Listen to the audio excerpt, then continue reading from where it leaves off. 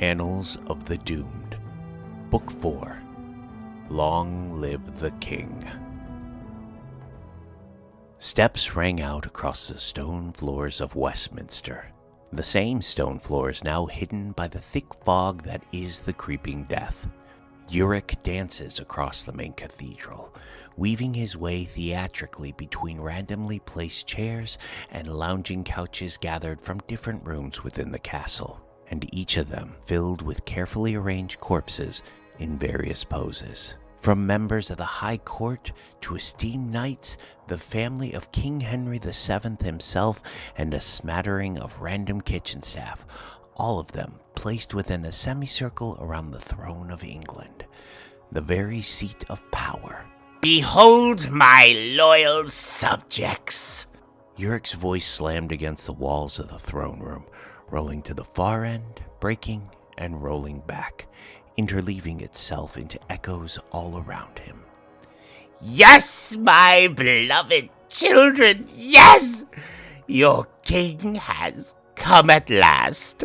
He punctuated his declaration with his arms wide as if to embrace the air itself, all while dancing a disjointed jig to music only he could hear for an audience who would never respond. Oh yes, my beloved, I come to lead you from the darkness to a brand new day. Oh, how they love me, he thought to himself. How they sit in rapt attention, stricken to silence. Yes, and quite right they are to do so. The macabre tableau before him was the audience he had always dreamt of, the audience he had always envisioned. For this was the power he had so rightly deserved, power that the usurper had taken from him.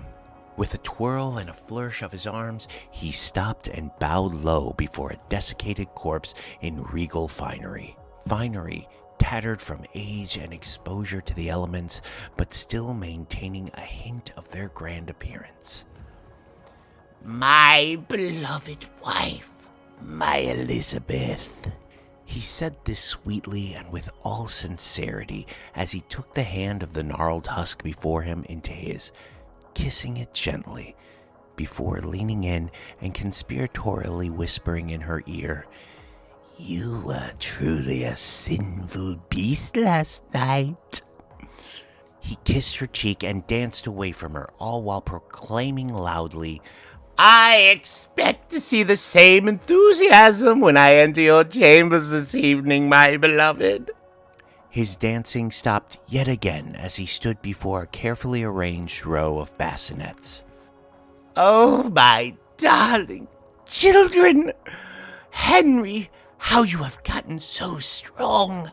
And Margaret, you look more like your mother every day that passes. Arthur, oh, Arthur, you are my favorite. Don't tell your brother I said that. I feel he will grow to be the jealous type. Uric looked down on them lovingly, for he did love them. What father would not love his children? And what fine children they are. Margaret would sit in rapt attention as he would regale her with tales of his many adventures. Henry and Arthur would sleep most of the time, but they were growing boys and needed their rest. With a wink, his dance across the floor continued. He would stop and exchange pleasantries with his court, laughing at unheard jokes and occasionally reprimanding those who spoke out of turn. I am the king, madam, and you will not interrupt me with such an impudent tone. His face red now with anger and eyes wide. What do you have to say to that? The corpse of a high lady-in-waiting stared back at him in silence with nothing but the rictus grin of death as her response. Oh, Lady Evelyn, how could I possibly stay mad at you? Am I not a just and understanding king? Still, no response. Of course I am, and I forgive you for this insult. I forgive you freely and without hesitation, for I love all of my subjects. Yurick spun, took 2 steps, and stopped. His joyful mood was quickly replaced with seething hatred. Except, of course, for you. He raised one hand and stabbed an accusatory finger at a body. A body sprawled out at the foot of the royal throne. A body horribly mutilated and staring blankly at the ceiling. You, sir, are a villain of the highest order. His steps were now filled with purpose and rage as he stalked angrily towards the corpse, his voice filling with madness and hatred with each step. You who stole my birthright, my home, my beloved wife, my title, my crown, my power! He now stood over the corpse of the man who in life was called King Henry VII. I have taken back what you stole from me, thief. All of England is mine. My family have been returned to me. My wife, my power, and your duplicitous nature has brought you here, and I will measure out such punishment fit for one as low as you.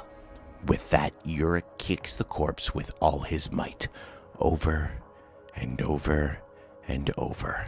With such ferocity, it causes clouds of dried corpse to rise above the fog and spread across the air. Because I am a just king!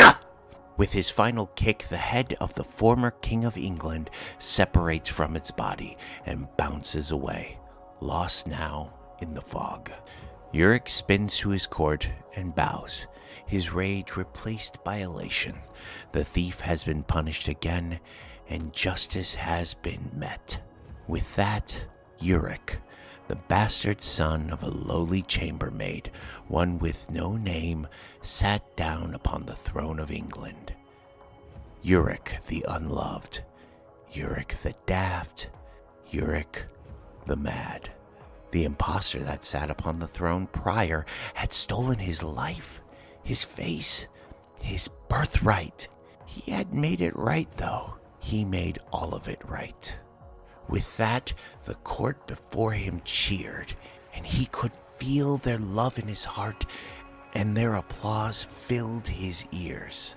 He could also feel an unusual tightness in his chest. For when he woke in his bedchambers by his wife's side, the fog had risen above him in the night. It appears he had breathed the fog in for quite some time, but it did not matter. He was king, and he was above such concerns. Perhaps, though, he would rest for a moment upon his throne. Yes, Yurick felt that was acceptable, for his eyes were heavy now, and a pleasant kind of numbness enveloped him. The applause of his court was now a deafening crescendo, and he could not help but smile as his eyes closed. Long live the king, he whispered. Long live the king. Outside, in the distance, across a now silent kingdom, a lone church bell rang.